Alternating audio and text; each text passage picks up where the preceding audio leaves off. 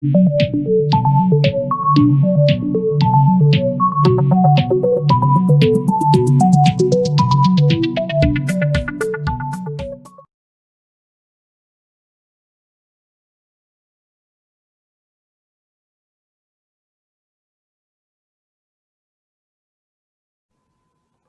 we go.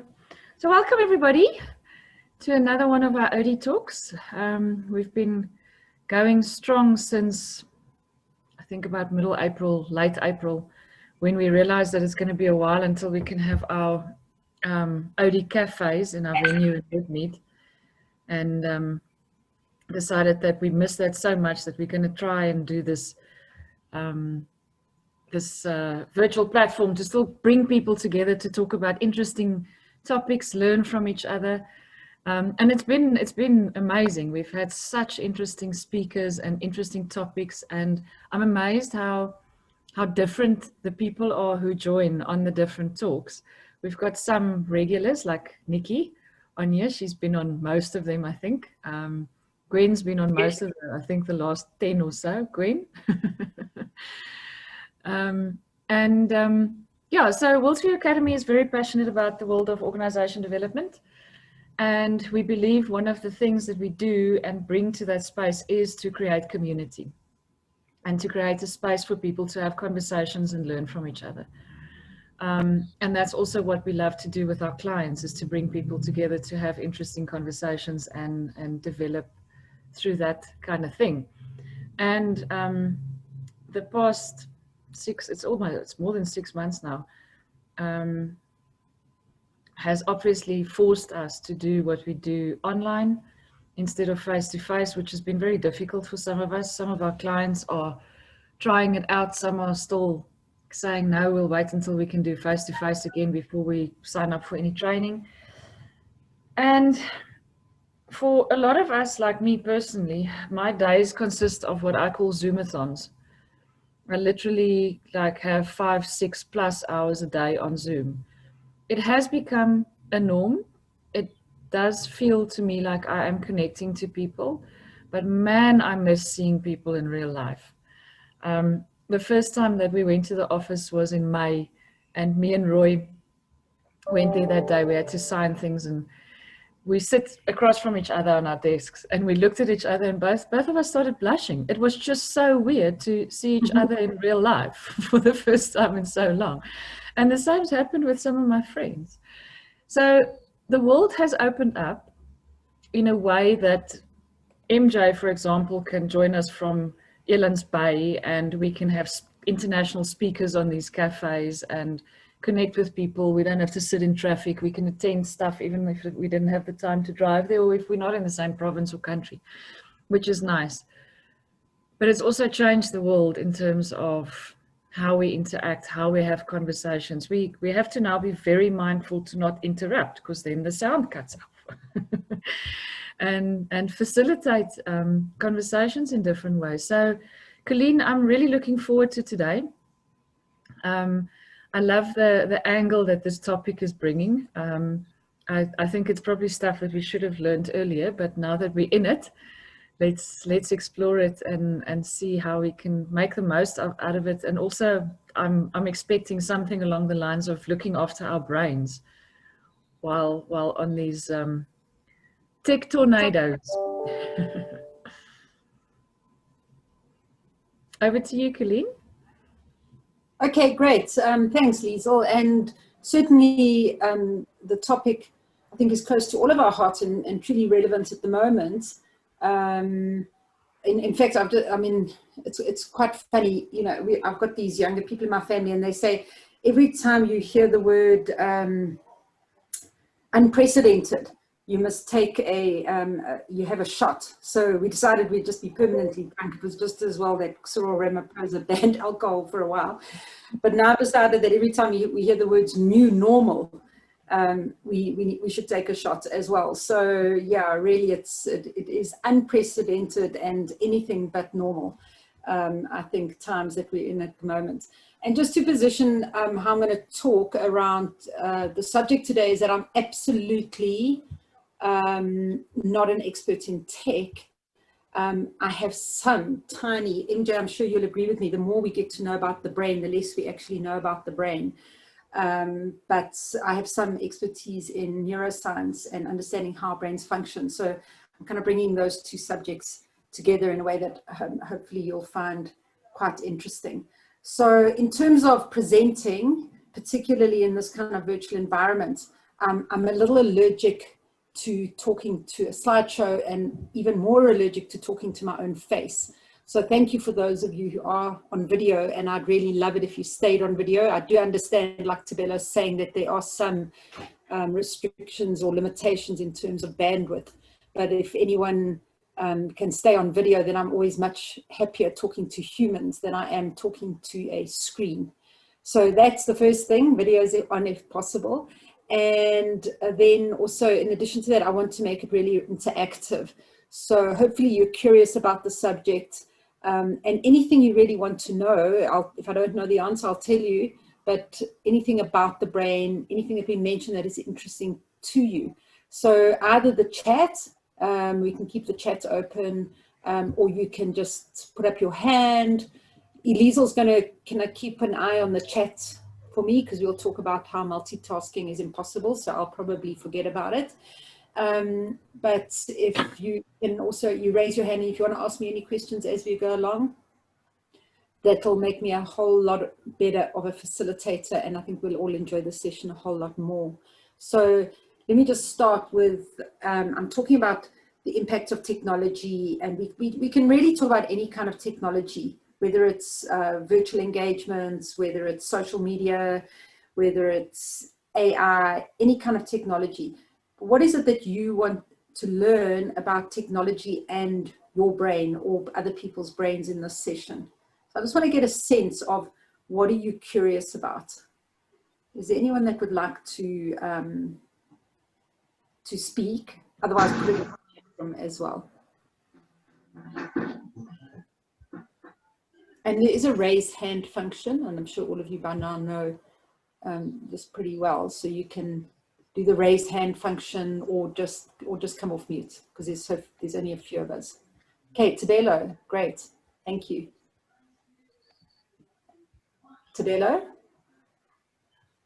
Yes, I'm gonna switch on the camera for now so that you at least see me. Thank you. Can you hear me? Okay, yes. So yes. I just want to learn about how to switch off after using technology, because that's what I'm struggling with at the moment. And I think that's with some of my team members as well. There's this thing that because you're home, messages get sent at any time of the day and you are expected to respond. Yeah. How do you switch off? Yeah. Okay, absolutely, very important, and it's something we need to be strategic about, and it's not easy. So definitely we'll talk about Tabelo, you're gonna have to wait right till the end, because I'm gonna talk about how terrible it is and how wonderful it is, and then right at the end I'll talk about what are the ways we have to mitigate the impact of this overwhelm that we have, particularly at the moment through what we're experiencing with lockdown. Okay, excellent, great. John, were you raising your real hand, not your virtual hand there? Yes. Thank you. I have two particular interests. First is the impact of technology on the brain. I'd really like to hear about that. And the second piece I'm hoping to hear is, what is the new normal in terms of work? I'm in Swellendam, and we have a project here to establish a center of learning. And one of the areas we'd like to focus on is preparing people for the future world of work. Yeah. And we don't know what it is, so we don't know how to prepare people for it. Maybe listening for ideas there. Okay, excellent. And certainly from technology is going to be a part of it, whether we like it or not. So how do we optimize that? How do we leverage it in the best way possible? Great. Okay, we're now envious of you and MJ. Roy. Colleen, Nikki's raised her hand. Okay, yeah, so, okay, Nicola. Hi, can you hear me? Yes, I can. I'm seeing you coming my video. All right, hi. Yeah, just one sec, okay. Yeah, so something that, might be a little bit on the outer limits of this discussion, because I think it focuses more on how do we cope in terms of the onslaught of technology, predominating our work and social lives. But the new world of work is definitely evidencing that there's a need for individuals and workers there's an opportunity to work together with automation, robotics, and now increasingly artificial intelligence to augment capabilities within organizations. And that intrigues me. I'd just like to know if we have some time, we can explore that a bit.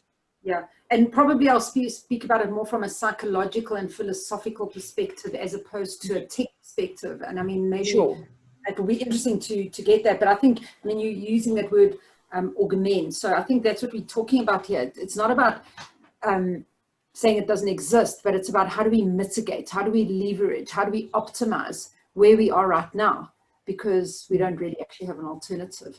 And things that we never thought happening. So I'm a coach, okay? I'm an executive coach. And I always sat back and said, well, I'm always going to be okay because there's always going to be humans, and humans need other humans in order to understand themselves. In actual fact, no, the artificial intelligence is actually overtaking my capability to coach really well. And there are going to be virtual coaches that are incredibly effective. So I think we're starting to become more and more humble and scared, perhaps, in some way. So how do we engage with it rather than run away from it? Right. Okay. Yeah, great. Okay. Roy, you said the word neuroplasticity there, and you raised your hand. I was curious about, if we think about neuroplasticity and how the brain physically changes through learning and experience, how this environment may have sort of put our brains in a physical state that is keeping us from being effective, more and more scattered. I read that, older people that weren't very familiar with technology, constantly being hit with these dopamine shots when their phones go off, et cetera, is causing quite a lot of damage because they're not used to. So I was wondering from a neuroplasticity perspective, what are the kinds of things that are happening and how can we sort of work towards undoing that technology knot? Yeah. And I'm going to talk a lot about neuroplasticity. I'll come into that quite soon. It's actually quite key to this. I'm interested in the fact that you say older people, and I'll tell you about age-related neuroplasticity. We'll work about that. But there's a paradox with plasticity. And the paradox is that plasticity, and I'll explain it more in depth exactly what it is, but plasticity allows us to change. Okay, that's the wonder of plasticity. But the paradox is that it also creates rigidity at the same time. And we need to be able to, again, mitigate or leverage those two concepts. So neuroplasticity will be key to this conversation, obviously. And of course, you mentioned dopamine, so neurochemicals, we'll talk about that and the impacts as well. Okay, I'm just having a look here. Nikki Vanikuk saying, much more to learn. It's a work in progress, absolutely. And I really sit very humbly today at this point in time, because I can tell you, I actually did a TED talk, not a TED talk, I did do a TED talk, but I did a TED talk, MJ, you'll remember, it was about 5.5 years ago, where I was invited by a tech company, okay, can you imagine, MJ, remember, and I went up to the Vic Falls to do this talk, and kind of I was telling all these techies how terrible what they were doing was. But what I was saying then and what I'm saying now, I'll still show you how terrible it is and how wonderful it is, but there's so many changes that have made. So it's definitely a work in progress and it will continue to be. So this perspective is a moment in time. That's really what we're talking from today. Nikki Greek says, lots of Nikki's and Nicks on today's call. How do we use technology to stay engaged and connected? Okay, so Nikki, absolutely. We're going to talk about the social brain and the connection. and then this universe that we're inhabiting that is creating this distraction and disconnection, and why it's doing that. And what I'll talk about a lot is understanding the neuroscience behind it becomes an enabler. It becomes a means of how do we manage technology. And it's starting to be seen as one of the best ways to get people to actually pay conscious attention to the impact of technology, because most people are completely unconscious of what the impact is. Okay, so great. Please, Liesel's going to watch the chat, so put questions in. I really love it if I'm talking to humans and not just delivering a talk. So just to start with my confessions of a digital Neanderthal. Okay, that was a cartoon of me being chased by a saber-toothed tiger, because in some respects that's how I feel with the new technology, being, I confess, the age of 54. So in some ways I am a digital Neanderthal, as opposed to what I call my daughter, which is a digital athlete. So when this poor daughter of mine, she's 25 now, when she was 7 years old, I was a very well-meaning mother. My kids were adopted. So, you know, when you're an adopted mom, you try to be better than any other mother, parent that's ever existed. And I was so committed to it. And I was determined to teach my daughter the Dewey Decimal System. And for those of you like Roy who are not laughing, because Roy, you probably don't know what the Dewey Decimal System is because you're so young. Okay, the Dewey Decimal System was a cataloging, Christo's laughing because I think you get it maybe, a cataloging system in the libraries that we used. And I just was passionate about libraries, as you can probably see. So I thought that would be really useful. Clearly, it was a complete waste of time for her to learn that. So 1976, I remember very, very clearly watching the first ever program I ever watched on TV when it had just come to South Africa. The program called Catch Candy. So that was in 1976, which probably, you know, I mean, my daughter would go, when was there never TV, Mom? And I also very clearly remember, and this is really not, well, in my wide span of years, not so long ago, in 1996, I sat down with a friend and got her to teach me how emails worked, because I had no clue how emails work. Now, if any of you know how I work now, I've got a global practice and I'm quite intently immersed in digital connection and virtual engagements, but I still do confess to being something of a digital Neanderthal.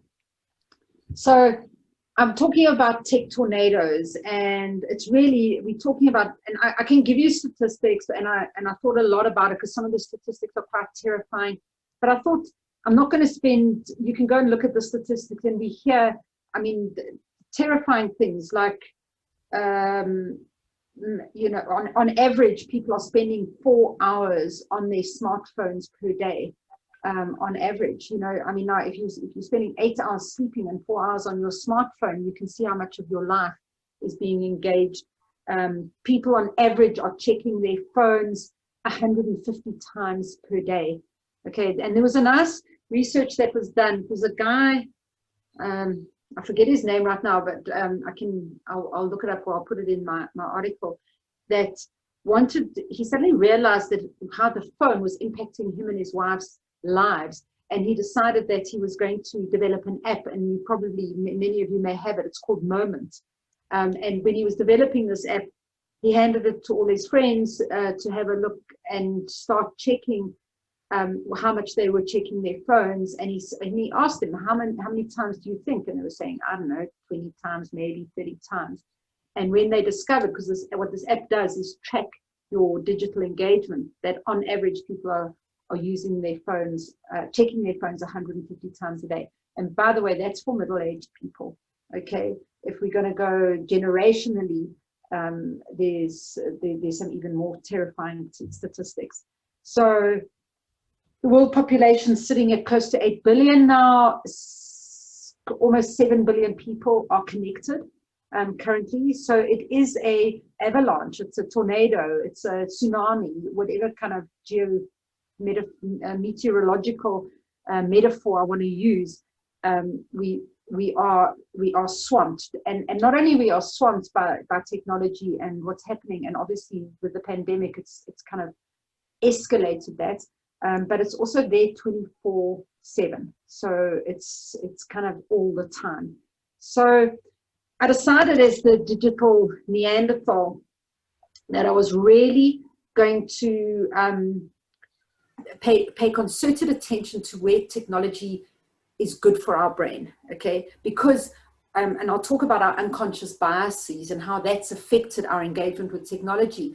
But obviously we've always got an unconscious bias towards whatever it is that we believe, okay? We call it confirmation bias. So we essentially, whatever we believe is the right thing. So because I am older, I would be inclined to seek out information on my technology, ironically, on the internet, to seek out information that confirms my beliefs, which is that it's probably bad for us. So I made a concerted effort to look at how it was good for us.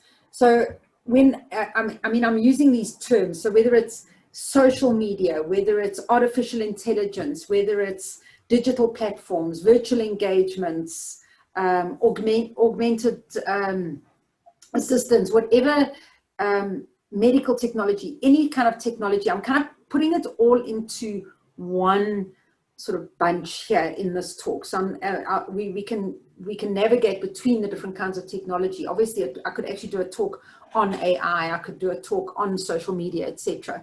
But I'm kind of engaging with all of them. So just some of the benefits that I kind of unpacked. And sorry, I'm just having a look here. Butalazina said, how do we balance technology and human touch? Okay, and I'll talk a lot about it because that's good. That's when I start talking about the bad or the necessity to be conscious to mitigate. So just in terms of some of the good things, and again, I'm not going to just, you can read all about this, you know, some of this. In terms of medical science, we know robotics, incredible benefits. Definitely in terms of neuroscience technology. Those of you who are involved in the neuroscience world know that how much we know about the brain now compared to MJ, when you and I first got involved in 2005, in terms of learning about neuroscience, the advances are massive just in terms of understanding how brains work. MRIs, PET scans, fMRIs, EEGs, CAT scans, TMS, all of these technologies are fantastic for understanding and also not only helping us understand how the brain works, but also how to manage illness, how to manage the medical world, and things like prostheses. Where merely by thinking an amputee had the thought will move the prosthetic. So, you know, a person's got a false arm, for example, and merely by thinking, move my thumb, the prosthesis will actually work. So, yes, that is wonderful. I kind of put this with a bit of tongue in cheek, the time, wealth, and quality of life. The wealth thing I'm not so sure about because I think it's skewed towards a really small percentage of the population. But things like banking, things like online shopping, those kind of things that have certainly benefited us. Mental illness, which is something pretty close to my heart in terms of the pharma technology, nanotechnology, the things of how they're able to intervene, and things like ADHD, things like schizophrenia, bipolar, depression, etc. So the technology has certainly been a benefit there. Improved eyesight. I always have to say it because if you find what the opposite of a Mother Grundy, what would that be? Somebody who really believes in the benefits of technology. They'll always say, but it improves your eyesight. Gaming improves your eyesight, and guess what it does? So interestingly enough, people who game have a much better facility to detect various shades of gray. Okay, and this is not the shades of gray that is that kind of vaguely pornographic book that that everybody got excited about, but this is literally shades of gray. I'm still not quite sure how that truly benefits our lives, but anyway, that's I must point out the good things as well. The availability of data. Okay, I've got a library of books here. Now I've got more than that library on my digital device. So, and the easy accessibility of data, which is just fantastic and wonderful, dangerous as well, but I'll go to the dangerous. Again, there's some good and some not so good. So For example, the collaboration.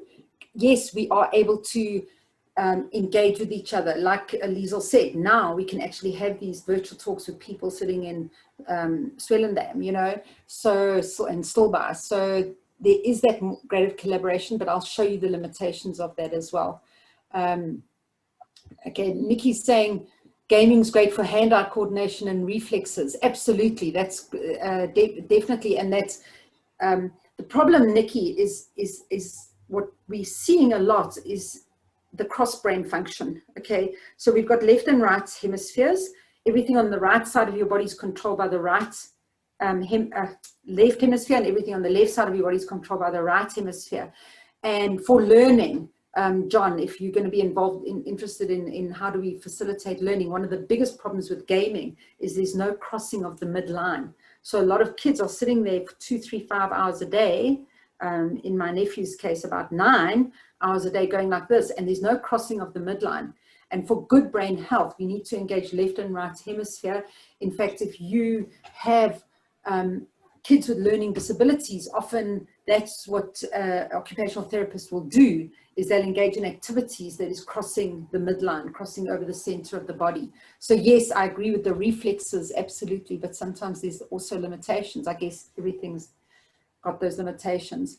In terms of cognitive decline, another really passionate subject of mine, in terms of Alzheimer's, dementias, they're now able to detect it up to 20 years before the onset of dementias, which 5 years ago or 10 years ago was unheard of. They're able to detect the plaques that are connected to Alzheimer's. And then obviously certain digital devices like Wii games, actually, that's what I've always said, but I don't even know if people play Wii games anymore, but that's where there's that physical engagement as well, has got quite a dramatic effect on improving the progress of age-related brain diseases. Better working memory, in other words, able to think fast to a certain degree. Again, there's limitations here. The ability to swap between tasks. Nikki, you'll probably find that what you see with people that game have the ability to go from one to another task at a much more rapid speed. People that are older often find it more difficult to swap between those tasks. Strategic thinking as well can be a benefit. And so one of the best ways to ever develop strategic thinking was to play chess. Okay, now you can play chess online, which is great. And you know, now that's 5 years ago, we were saying that it was impossible for a machine to actually outplay and be more strategic, because we thought of the inherent human quality of strategic thinking, and beat a Gary Kasparov. And now Gary Kasparov is obviously beaten every single time by the computer chess algorithms. We can scan better, able to see greater expanse that relates to the shades of grey thing, be able to block distractions to a certain degree. Again, there's limitations on this. And then the loneliness thing, which with Lizina, I'm not sure how you've got a 4 at the end of your name. We will talk about that, the human touch being so critical, but I would rather my lonely grandmother had access to her children in Australia, New Zealand, and wherever through a Skype call than have no contact whatsoever. And but often what we find is that it actually almost creates a psychopathology where people actually believe that that is a real engagement. And I'll talk about that, Liesel, as well, in terms of having these meetings all day. There's a seductive perception that I'm now connected to people, but in actual fact, it's got serious limitations as well. But we'd rather have that than no connection. Okay. Definitely people who are very adept with technology, have been brought up with technology, their neuroplasticity is more wired and adaptable for it, may have a better ability to manage change, which is obviously something that is a critical skill right now. Okay, so again, please stop me if you want to ask anything, just interrupt me as we go along. Any questions at this stage? Okay. Nothing coming into the chat. Okay, so the bad news.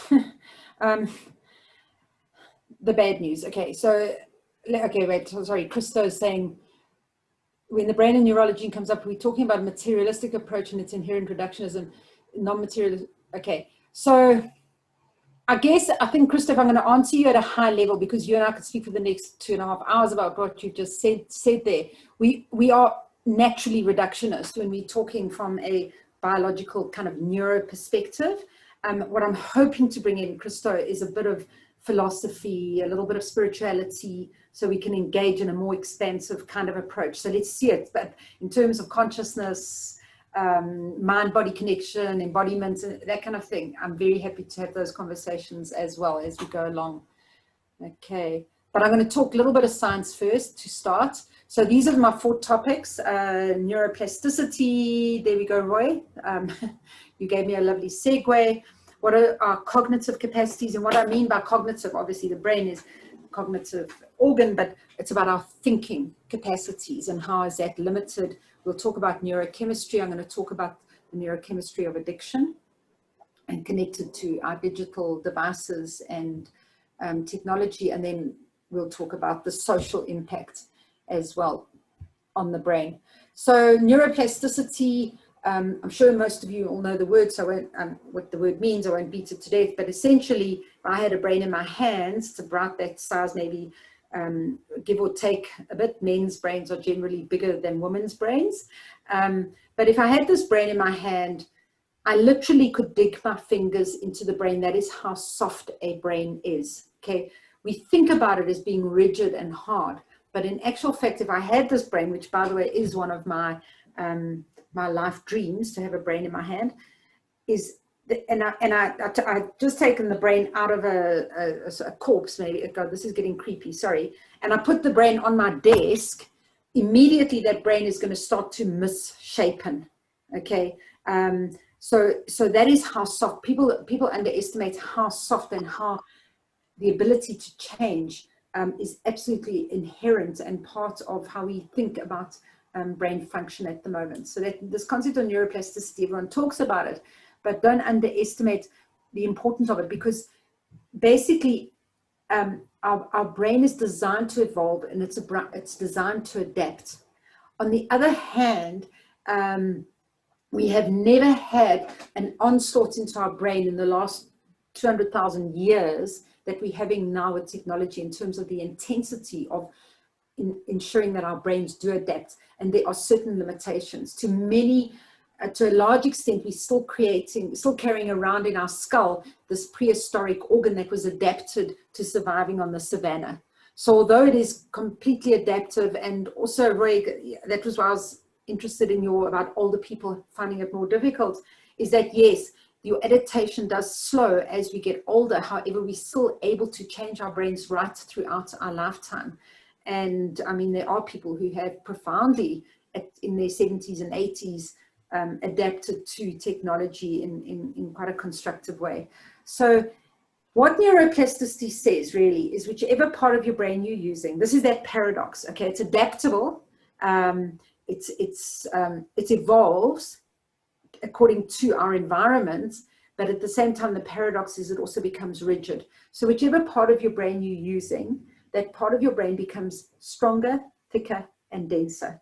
Okay, it's like a muscle. You go to gym and you exercise that muscle, and that it becomes stronger, thicker, and denser. So that's a great thing, because then if we're paying attention to rational thinking and to engaging in human connection and to compassion and generosity and climate change or whatever, then those are the kind of things we're growing in our brain. But at the same time, when we are focusing on complaining and resistance and negativity, that is what we're growing in our brain. So there we're playing with this paradox again. But essentially what we're talking about is that we are the architects of our brain structure, and to a large degree, the architects of our function, although limited by these kind of primal requirements for how the brain functions. I think in terms of if we're looking at an age-related thing, and I don't want to spend too much time on this, but basically between the age of 0 and 7 is the most rapid growth period of our brain ever in our lifetimes, and that is when most of the neural connections are being formed. There's like this explosive growth. It's like a rose bush on steroids times billions. Okay, that's what the growth is like in our brains between 0 and 7. Slows down a little bit between 7 and 13, and then and I'm using these because sometimes it's 11, sometimes it's around 13, sometimes it's as late as 15. Suddenly the brain almost stops this rapid profusion of branches that it's growing, and it goes into not a dormant state, but actually even a pruning state. So it's like you prune your roses before summer, so that those stems can become much more strong and much more effective. In the same way, that pruning process that works through adolescence allows the neural pathways that remain to be much stronger, much more viable, much more resilient. So can you see, and I'm going to talk a little bit about the dangers of young people being so focused on technology, because what is it that we are actually, what are those branches that we are growing when I joke about my nephew, but it's the truth. When my nephew sits for 8 or 9 or 10 hours a day gaming, that is what he's growing in his brain. So it's a paradox. It's interesting. Steve Jobs, when he invented he didn't invent on his own, but when they came out with the iPad, and he declared that this was going to be the biggest invention. This is the greatest invention of all time for people to use in terms of technology. And when he was interviewed, and you can hear his interview, he was asked about how his children are enjoying the iPad, because it had only just been released. And he admitted that he does not allow his children to use technology at all. So, I mean, there's a saying that drug dealers have, which is, don't get high on your own supply. And I can give you so many examples of tech people that actually don't allow their kids to engage in digital devices. The American Pediatric Association says up to 2 years, no digital devices whatsoever, and then limited right through adolescence. And the Montessori schools, you know, these are the schools that are kind of quite expansive and progressive in terms of emotional, psychological, social development. The Montessori schools in Silicon Valley do not allow the children to have digital devices until grade 8. And one of the arguments, Christo's saying, pity you didn't tell the Apple marketing team, but Christo, that's exactly the ethical, moral struggle that we're wrestling with, because why should he? Okay, because, and we're going to talk a bit about the ethics behind this technology. What was I saying? A lot of people argue with me. They say, but if I don't give my kid digital devices, they're going to get left behind. A lot of research has shown that it actually doesn't slow down their children's ability to use and to utilize and be progressive in their sophistication with digital devices if they start using it at the age 15, 16, as opposed to age 6 or 7. So it's actually a bit of a myth there. Okay. Good. So, yeah, ethics, Christo. I can see you and I need to have a cup of coffee and talk philosophy. In terms of brain structure, again, I'm not going to go through a whole long story about how the brain is structured. There's a couple of key elements. Okay, so we've got the physical structure of our brain, and essentially what we have in this physical structure is we have got an outer cortex of our brain. It's the outermost part of the brain. I've got a sort of brain here that I can show you as well. But basically, what this outer cortex, that if you see a brain on a this is obviously one half of the brain. If you see a brain on Grey's Anatomy, this is what you see. Okay, but what we have to remember is this outer cortex is only the outer covering. This is my half of a brain, and it's kind of folded over. But inside, in the whole of the inside of what takes up most of the space in the brain is underneath the cortex. Now, I won't go into details about everything to do with the cortex, except one part which you all know about, which is our prefrontal cortex. It's this section right here in front of our brain, right behind our forehead. Okay, now this part here, it's our thinking, rational, reasoning, conscious brain. Okay, this is where consciousness resides. And Christo, you and I, from a spiritual perspective, will understand that consciousness resides within the molecules of our cellular being, not only here, but we're talking about thinking, rational, reasoning, human-like consciousness, okay? And only human beings have got a prefrontal cortex. Roy says this is what they used to do in times when people were behaving in a way that was unacceptable, where the wife wouldn't iron her husband's clothes, and I'm being half facetious because sometimes that was actually considered pathology. Then these people were taken to an institution and they gave them what they called a frontal lobotomy and basically made them idiots. And then they became compliant and they were able to work with them. I'll talk about nutrition a bit, I think, John, because definitely its impact in terms of how good brain health. So we'll have a look at that as well. So we're going to talk about the limitations of this prefrontal cortex. I'll start first, but essentially if we're looking, and I'm using terminology that we could argue about, but this is the most recently evolved part of our brain. Okay, if you don't believe in evolution, I apologize, but I'm going to use an evolutionary perspective here. So the most recently evolved part is our thinking, rational, logical brain. The whole of the rest of the brain, left and right hemisphere, is taken up by our instinctive brain, the survival brain, the reactive brain. It's much more ancient, okay, much more instinctive, much more reactive. And we talk about, if any of you've read Dan Kahneman's book, Fast and Slow, what is fast processing is this instinctive reactive part of our brain, the emotional brain, even our social brain. What is the slow processing part of our brain is this conscious brain, thinking, rational, reasoning brain. So we're going to talk about how these two concepts profoundly limit what is happening to our world with technology and how we're being impacted with technology.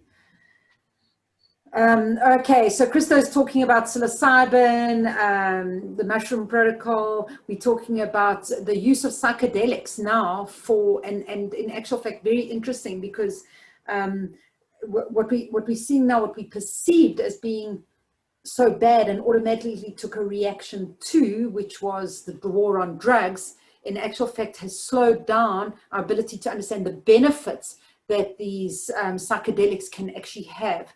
And some of the aspects that Christo's mentioning here have got a profound effect in actually helping to manage the neurochemistry and helping people to even be, can you believe it, cured from clinical depression and other anxiety disorders and psychiatric disorders. Okay, so we'll go into neurochemistry as well, Christo, a little later, but basically I'll haul out my model if I need to show you any part of the brain. What I'm going to start talking about first is this, the cognitive capabilities, and what I mean by cognitive is conscious thinking, rational, our abilities to control, manage, think, rational, reason, understand, etc. Okay, and we're going to talk about what are these, the limitations that we have in terms of technology. Basically, we are an attention economy. What are all these marketing, what does any company exist for except is to draw our attention? If they draw our attention, then they're successful, we buy the product, okay? But what we're talking about in terms of neural function, prefrontal cortex function, is our ability to pay attention is extremely limited, okay? We have, this prefrontal cortex is a tiny, tiny part of our entire brain. We are only able to keep, you've probably heard of the 7 plus or minus 2. 7 plus or minus 2 concepts in mind at any one time. And in fact, you can only actually keep one cognitive thought, but we can swap between up to 7, okay, numbers. So my example here is if you have a bank account and or a bill that you've got to pay, and you know how you open up your invoice and then you've got your bank account open and then you've got to go get the bank account from the invoice. So you go to the invoice and then you go back to the bank account, but you can only remember 3 or 4 or 5 numbers. In fact, 7 is quite optimistic. Then you've got to go back to the invoice, or if you're really clever, after about 5 years, you realize that you can actually slide your screen and have both at once, but that took me quite a long time to figure out. So basically what we've got is we've got these devices that are demanding our attention. On average, when a person gets online, they've found out that on average it takes 2 minutes before a person clicks on a hyperlink and goes into another and gets distracted. So every device, every bit of social media, YouTube, anything that we are drawn to in terms of our technology is actually it's competing for our attention. Now, some of you may hear some connections that I'm making because I'm very passionate about a guy called Tristan Harris. He was a kind of an ethics something, I'm not even quite sure, an ethics philosopher employed at Google. And he has really been the mastermind behind that movie that's on Netflix at the moment. Isn't it ironic that I'm referring to tech to refer to how bad tech is? But if you've watched that movie, it's called The Social Dilemma, I think it's called. And Tristan Harris talks about how it's very, very interesting. Go and have a look at that. It'll frighten you, but I'll show you how it'll only frighten you for a short time, but it actually should frighten you for a whole lot longer. Is he talks about how so it's a wonderful saying. He says, if you're not buying a product, it means that you are the product. So Facebook, Twitter, Instagram, Snapchat, YouTube. Okay, if we're not paying for the product, it means that you are actually the product that is being utilized. And he talks a lot about the ethics of these companies. Like Krista, you were saying about Steve Jobs, you know, should have had a kind of maybe, you know, he's not getting his kids addicted, like you say, but he's getting other people's kids addicted. So Tristan was employed as sort of an ethics officer, I guess, at Google, brought to their attention about the morality of what it is that this these algorithms were doing to draw people's attention, which is just marketing, really. But he kind of has been ignored. And so he set up this organization where they focus on how are we going to manage this into the future? I don't want to go there because you can go watch the movie. But Tristan Harris talks about, you know, perhaps what we need for technical designers is actually a Hippocratic oath. You know, we're like, what do medical doctors promise to do no harm? I can't see that in a month of Sundays because I think the dollar trumps morality. And I've just used the word Trump and morality in the same sentence, which is quite interesting in itself. Okay. So sometimes I make myself laugh. Okay, so apologies to the Trump supporters on the call. So what basically in terms of this attention, what we're doing is we are paying constant partial attention. We've got this exhausting, draining, our attention being drawn all the time. We don't even realize how draining it is, and I'll explain to you why. Did somebody want to comment there? Otherwise you get onto the screen. Okay, I think it's Jackie has got her, there we go, Jackie. Good.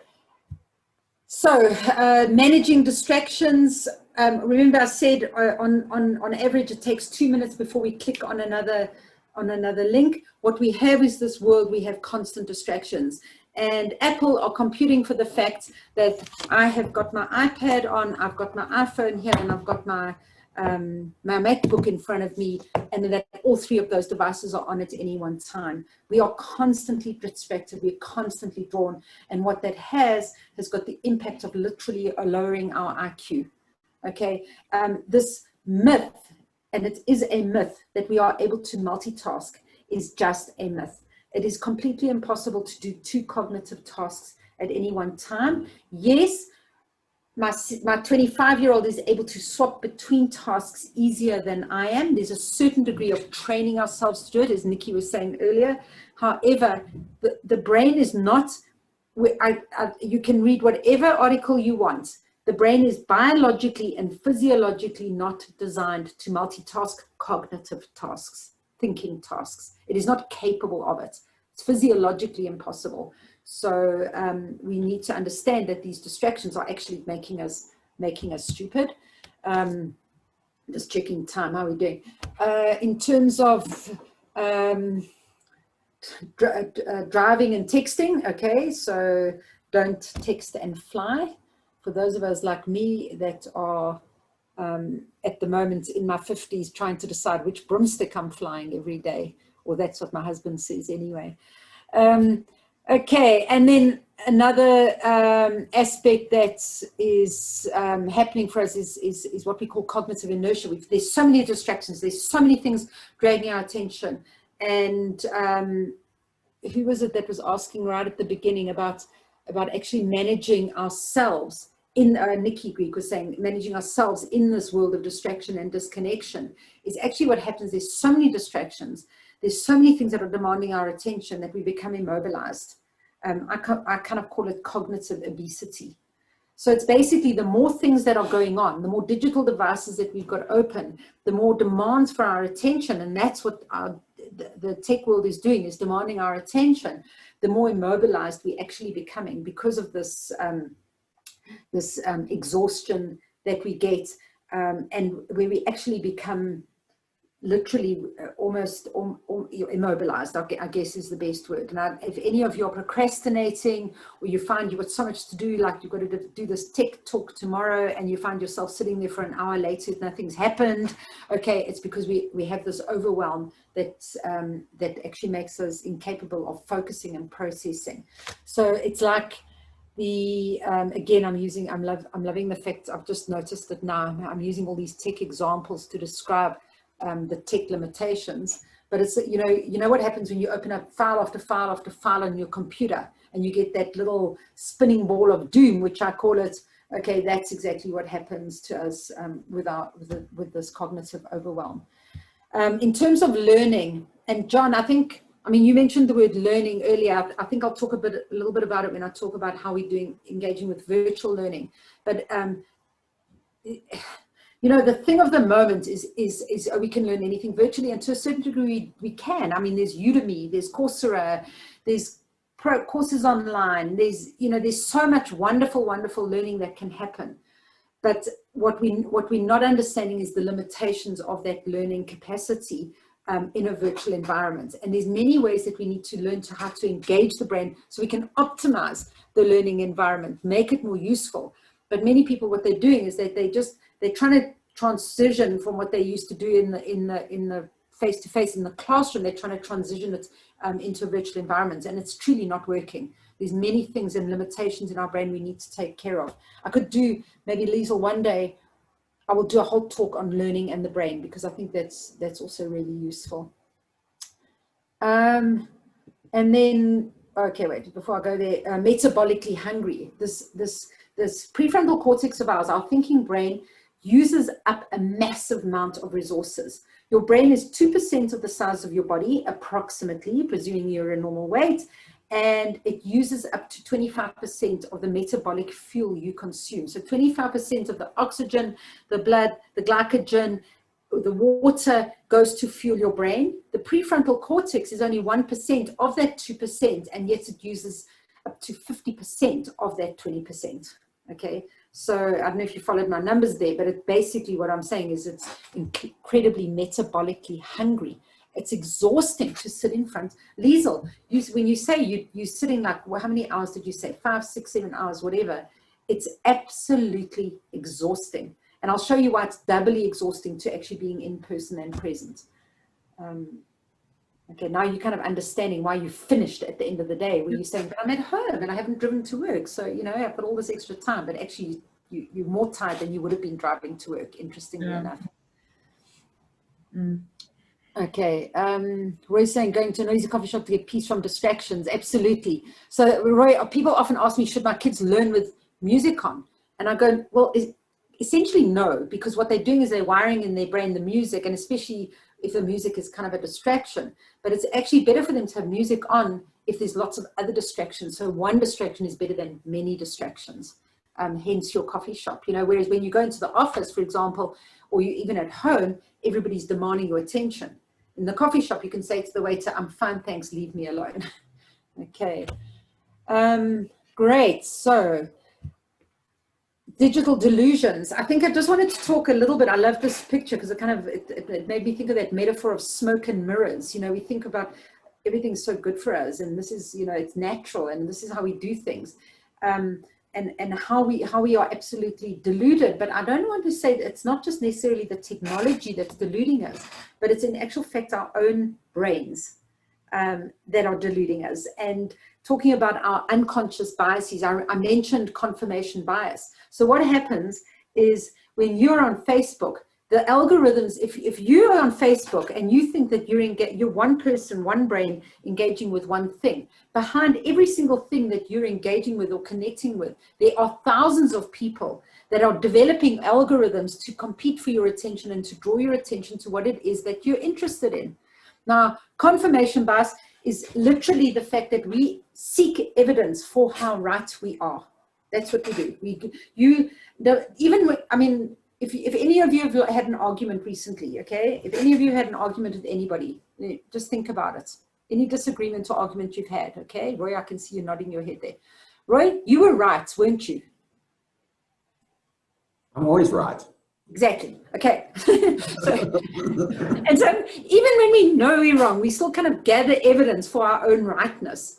And that's what's happening when you go onto YouTube. Guess what's being fed into your feed is movies that confirm that Trump is terrible, or confirm that the Black Lives Matter thing has been what they're discovering. It's frightening. And Tristan Harris talks a lot about this.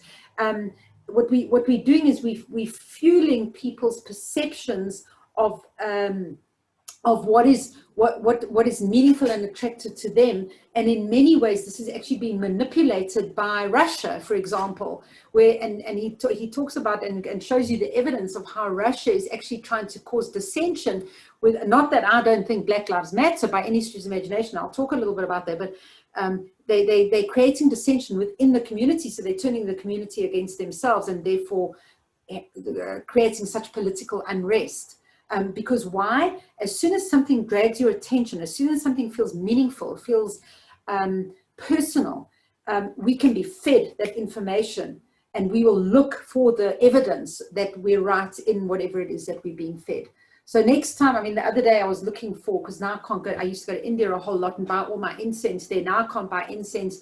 So I thought, I know what, I'll do it online. So I click onto an incense thing. Guess what is in every single Facebook feed? Every single time I click on my computer, it's adverts for incense. Okay, so extrapolate that to political, ethical, moral, philosophical, and you can see how this confirmation bias completely limits what it is that we allow ourselves to even be exposed to.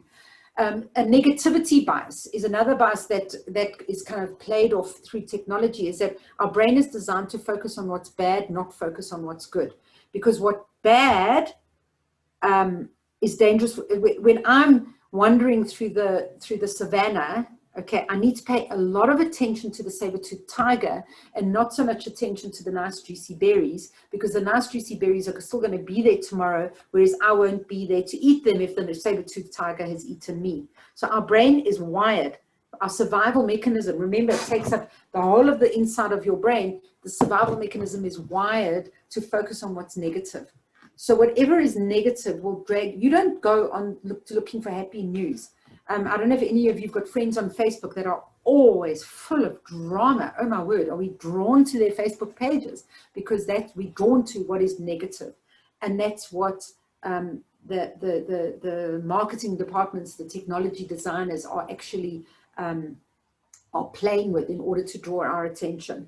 There's so many biases that we could, the illusion of control is a bias. We think that we have control over our lives. If you watch that movie, you'll be shocked at how we are being controlled without even having a realization that we are being controlled. Egocentric bias. Everything's about us. Everything's about me. So when I put a post on Facebook, my whole brain is biased towards everybody must be interested in this, or everybody must be watching it. Everything becomes about self-importance. And to a large, maybe that connects to our ethical and moral stance, is about we developing a me perception as opposed to a community perception, because it feeds our egocentrist bias. There's so many. The availability bias, whatever's nearest to us, we're most attracted to that. Loss aversion bias. I've invested so much into this this relationship or this technology that I can't give it up. So all of these biases, I could also do this whole talk on the unconscious biases, but these are how we're being trapped into a world where technology is kind of running our lives and demanding our attention. From a neurochemical perspective, we have got many neurochemicals. Obviously, we've got neurochemicals called endocannabinoids, which are kind of also, Christo has disappeared, but are connected to that. Oh, there we go, Christo, you're back. To what cannabis does to us, makes us, it's a feel-good neurochemical, a reward system. We've got adrenaline, we've got dopamine, we've got serotonin, we've got GABA, we've got oxytocin, endorphins. We've got all many different kinds of neurochemicals. So basically, I'm going to explain to you about the neurochemistry that I'm mostly interested when I'm talking about our attachment to our digital devices, okay, which obviously is the neurochemistry primarily to do with dopamine, adrenaline, and serotonin. Okay, we'll talk about oxytocin a bit later. So essentially what happens is, this is how addiction works, okay? I take cocaine. Okay, no, I don't really, so please don't ever let it, no, I don't really take it, pretend I'll take cocaine. What happens is I take the substance, I take the cocaine, I'm experimenting. Don't forget, usually we're experimenting quite early in life when our brains are particularly malleable and get reinforced by that piece of information. But anyway, I take the cocaine. What the cocaine does is it stimulates the dopamine production in our brain. Christo, by the way, with those psychedelics that you're talking about, there's a different process. It's not necessarily the dopaminogenic process, okay? But the cocaine stimulates the dopamine. I get all this wonderful dopamine in my brain. Suddenly, I'm confident. I can work all night. I'm creative. I'm coming up with new ideas. Okay, it's fantastic.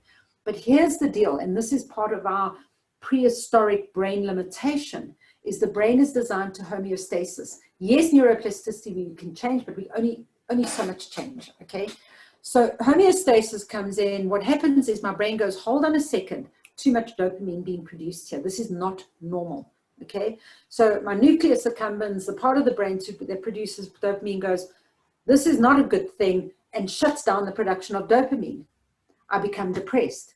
I become anxious. I can't sleep properly. And my brain is going, not a chance am I giving you any more dopamine. So what do is I take more cocaine in order to stimulate the dopamine, and so I become addicted to the substance. I'm actually not addicted to the substance. I'm addicted to the effect that the substance causes in my brain. And then, of course, we hear about dependency, and we hear about habituation, where I have to have more and more and more of the substance in order to create the same effect.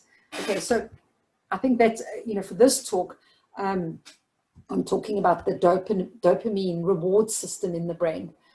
So sorry, Roy, I'm just looking. The algorithms make sure you get what you want, but then you only get that narrow view. Yes, exactly. So you become single-minded, limited, in terms of that's all you want is that information. And it's got severe limitations in terms of our social environment. So what is addiction? I've got my people in the way here of my words, so let me read it. The addiction is the psychological and physical inability to stop consuming a chemical, drug, activity, or substance, even though it's causing psychological and physical harm. And part of the problem with technology is people don't understand that it's causing harm because it's so seductive. It feels so good. And it's the same thing with somebody who starts, John Paisley, please forgive me, but I saw you smoking, and I smoked for many years and told myself it was good for me. Okay. And yes, I firmly believed it. I didn't see the psychological and physical harm that it was actually creating. And that's the trap of any kind of addictive substance. So I was trying to think of if you want to read about this stuff, there's an excellent, there's a guy called Adam Alter. He's a professor at Stanford, I think, University, and he wrote a book called, I'll think of it now, Adam Alter. I'll think of the book, but he talks about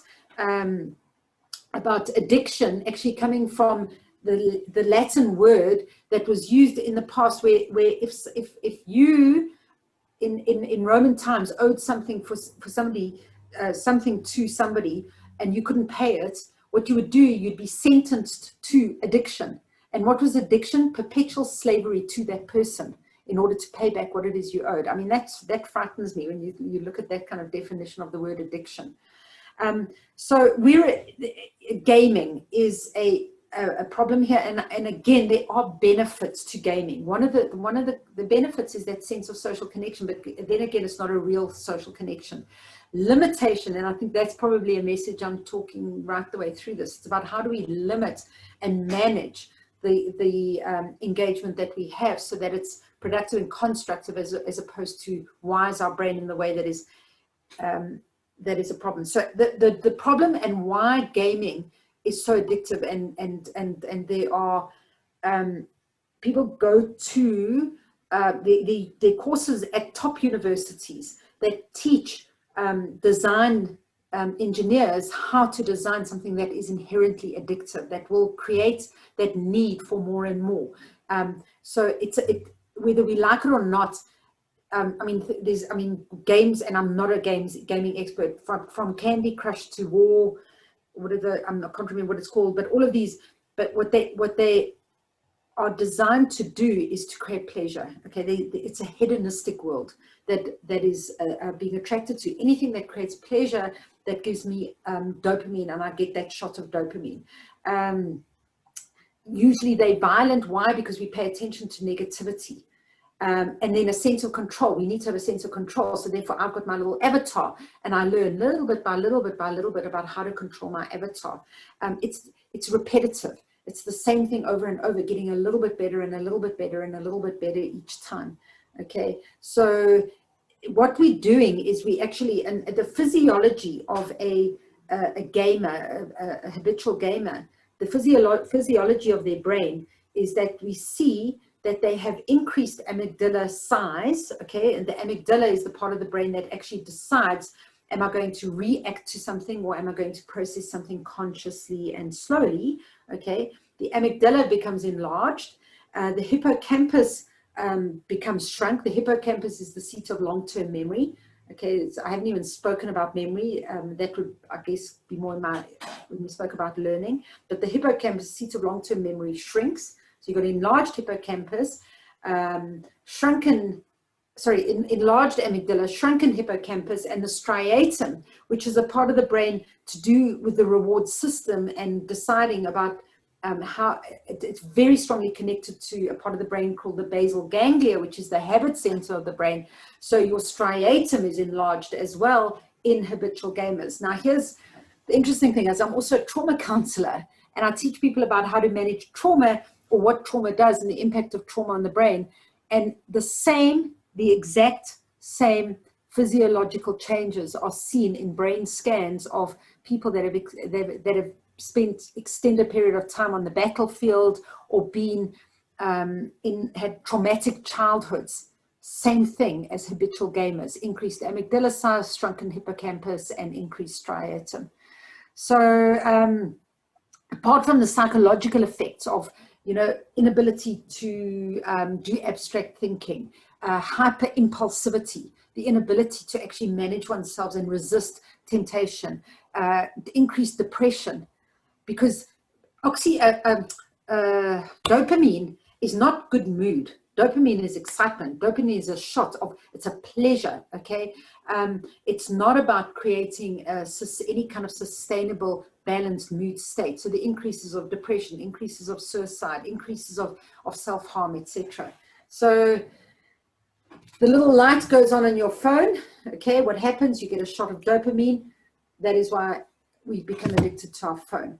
When I play the game, and I don't know how these games work, Candy Crush or whatever, but every single time I win and I win and I win, and it's designed like a slot machine. You can't win every time because then there's no novelty. And then, the rat who's fed cocaine, they have to be given cocaine at varying intervals. And what they found is that they will go for the cocaine before food. If they left there with the cocaine all the time, eventually they become habituated and they stop taking the cocaine. So it's that novelty aspect that also the design of the games is and the digital devices is attracting us to.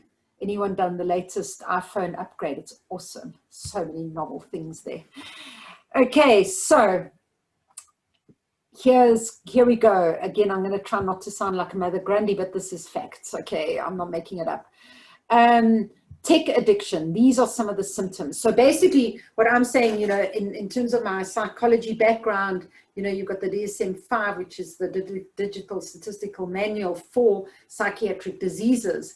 We're starting to think that well, in fact, internet addiction is actually a categorized medical disorder or psychiatric disorder in the DSM-5. And these are the kind of symptoms that people exhibit: preoccupation, obsession with the technology. Your mood changes when stopping it. In many schooling systems, what they've actually done is that they've actually had to allow the teachers to let the children keep their phones on them, because the emotional distress that these children experience when they're separated from their phones is too severe. Adam Alter, in his book, he describes a research study that was done where teenagers are asked, would you rather have a broken hand or a broken phone? And they all say, oh no, much rather have a broken hand, as long as my broken hand doesn't inhibit my ability to use my phone. Horrors, okay. So need for increasing amounts, that's our habituation to any substance. We need more and more and more of it in order to feel the same sense of satisfaction. People try and stop. Go and watch that social media, if you haven't already, the social dilemma. You watch it and with your family, and you'll all go, okay, that's it. From now on, no more phones at dinner. Guess what you're going to do at dinner the next night? Okay, it's like when Cyril Ramaphosa banned alcohol, and I decided to join Cyril's rehab. Oh my word, was it difficult to not have that glass of Chardonnay every night. So sense of isolation, it's a false sense of social. Yes, I'd rather have some rather than none, but many people, what they do is they inherently isolate themselves because they've got this false sense of being connected to other people. Guilt, defensive lying behaviors, craving for more, needing more and more and more of it, which is why we buy the next game, why we buy the next phone, etc. Often jeopardizes relationships or opportunities. I'm not going to detail all of these. Escaping from problems, physical symptoms, missing meals or even sometimes physical obesity because we're just sitting all day. Tactile hallucinations, I'll talk about that, seeing things that aren't there. Intense euphoria, that is this hedonistic world that we're inhabiting, anxiety and paranoia. And you think that that's the bad news. Okay, now I'm going to show you what the bad news is. Crack cocaine has got exactly the same symptoms. Same symptoms when you become addicted to crack cocaine as addicted to technology. So that's the terrifying news. Okay, social brain. How am I doing time-wise? Liesl, am I okay? Yeah, we've still got 40 minutes. Okay, any questions or comments for anyone? I hope I'm still engaging you and your brains aren't shut off and you're not doing your... I'm loving it. I can see lots of heads going, yep. Okay. Yeah, it's really interesting. Thank you for sharing all your knowledge and wisdom. Okay, thanks. Okay, that's good. That's good to have a bit of affirmation there. So I'm coming to social now. So my little social brain was needing some affirmation there. Absolutely, Roy. So we're talking about addiction from a neurological perspective, from a physiological perspective.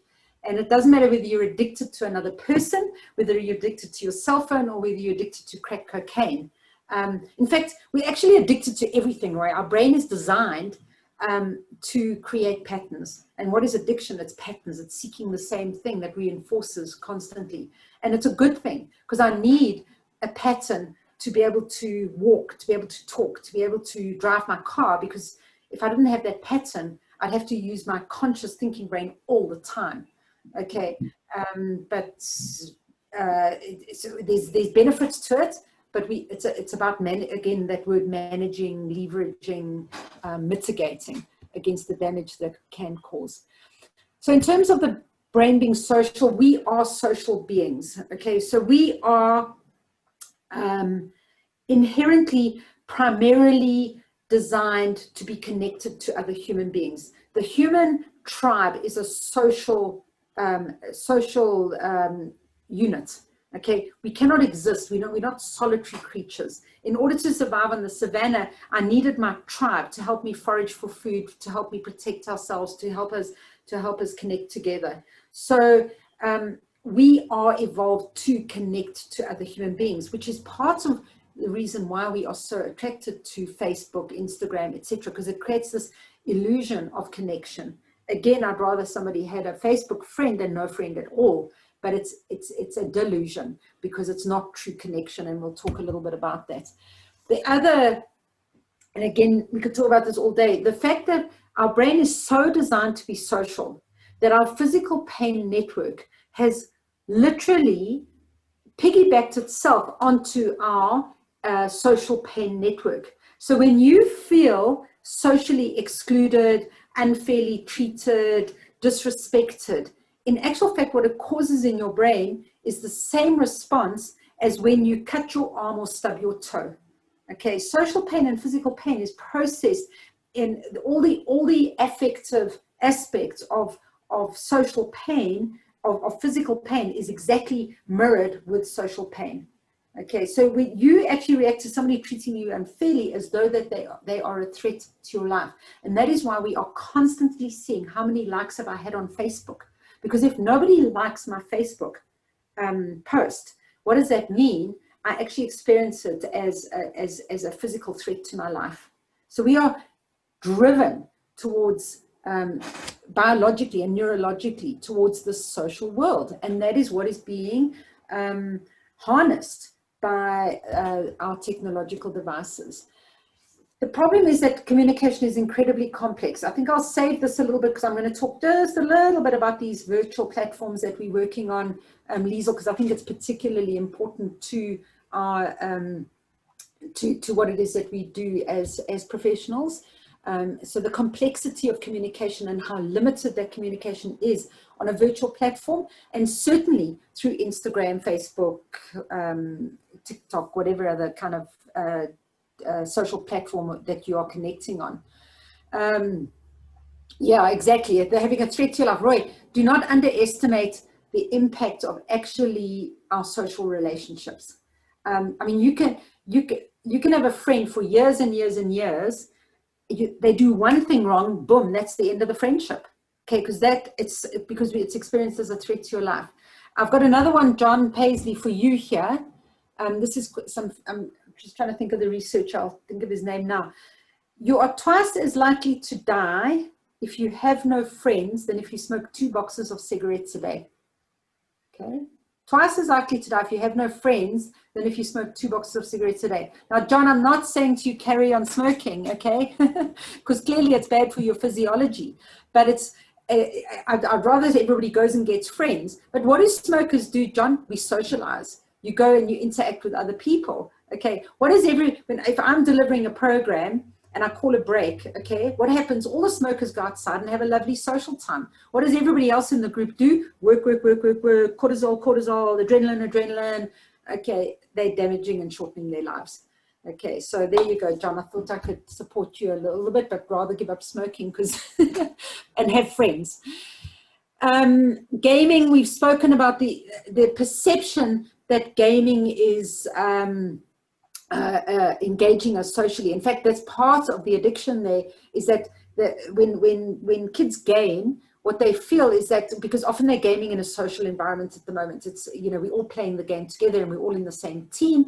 And what happens is that I can't leave the game because then I'm letting down my friends. So part of the algorithms is actually playing off that factor as well. Oxytocin, another neurochemical. Oxytocin is only given off when we're in physical presence with another human being. It is a neurochemical that is critical for learning. John Paisley as well, for your learning process. This is why the limitations of the virtual environment for learning, okay, because oxytocin binds neural pathways. When we have no oxytocin, learning is impeded. Now, as much as I love looking at John and Christo and Richard and seeing your videos here, okay, we need physical presence in order to elicit oxytocin. It is mostly given off when a breastfeeding mother is with her baby. Okay, that is the biggest production of oxytocin. Why? Because that baby's brain, like I described to you, is growing in such a fast and dramatic way. So now there's no oxytocin. And by the way, some research that came out this week has shown that there's almost the equivalent amount of oxytocin produced in a father's brain when he takes paternity leave as well as the breastfeeding mother. So male and female, it's not just a female. We need human contact in order to be able to develop full brain function. Empathy, I'll talk about. Our brain is designed approximately to be able to manage a maximum, and this is an absolute maximum of 150 relationships. I think I'm currently sitting at about 1,895 connections on Facebook. I don't think that I've got that many friends, but many people do. There's this perception, because remember, self-confirmation bias, we want things to be, it's egocentricity about us. So people have this perception, but our brain actually has not got the capacity to manage it. So what happens, we become overwhelmed, and then we become less effective at the meaningful relationships, and we spend more time on these 1,100 friends that we have on Facebook. Can be destructive. We know about the fakeness of the Facebook identity. If you go onto my Facebook page, you will all see that I have the best life that you could ever imagine. You have no idea how wonderful my life is. You better believe I don't show you when I'm feeling sad, when I'm feeling excluded, when I'm feeling negative, when I'm feeling upset. I don't put it on Facebook. There's one or two people do, and we all go watch that, okay? But what we do is we create this fake identity. What is that doing to our social relationships? They talk about autistic kids spectrum is something that is happening to people who are constantly in cyberspace. In fact, autistic children are very comfortable in cyberspace, very, very comfortable. And what happens is we get these symptoms that resemble what autistic kids experience, which is a lack of empathy. Because what is empathy? Empathy is about is a feeling state about being connected with the other person. A screen is a disconnect, whether we like it or not. There's a degree of empathy, but it's a limited degree of empathy. They have obsessions, autistic kids. What do we have when we get our digital devices are drawing our attention? We become obsessive. And this robust identity, we have a less robust identity of who am I really? Because now we're just a reflection of what is our social world is showing us. So social is a problem. And there we go, Liesl. Look what I've made. Look what I created for you. What did you call it? Zoomathons. Zoomathons, yeah. Zoomathons, yeah. So Liesl, how many hours a day did you say you were doing, Liesl, with Zoomathons? Average about 5, but some days up to 9. Yeah, yeah, and we feel like zombies. Okay, I'm sure somebody else has thought of that word, but I thought of it myself yesterday. So essentially, what happens is that what's happened with lockdown is so many people think, oh, this is fantastic, and I don't have to drive. I can be at home, and I'm not even going to go into the limitations of having a 7-year-old demand, or never mind a 7-year-old, a 3-year-old demanding your attention. Some people have not got network availability. Some people are many families living in a small area, limited technological engagement, but it's required that we are on these platforms all the time. And I'm talking about Zoom. I could be talking about Blue Jeans. I could be talking about Teams, although I've got a bit of an antipathy towards Teams at the moment. So, but what people don't understand the limitation of this virtual platform. So Liesl, and I'm just talking to you, Liesl, because you mentioned that you're on it, and I know you and I in similar worlds, and I'm on a virtual platform all the time, is that,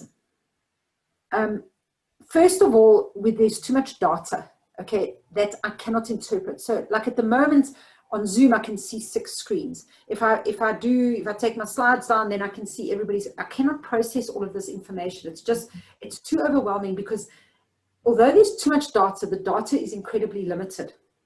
So say if I'm coaching Roy, okay, and we're in a one-on-one engagement, Roy, basically what's happening is you and I having a communication, okay? We are, when we are in physical presence with another human being, we are interpreting hundreds and thousands of pieces of data at any one time subconsciously.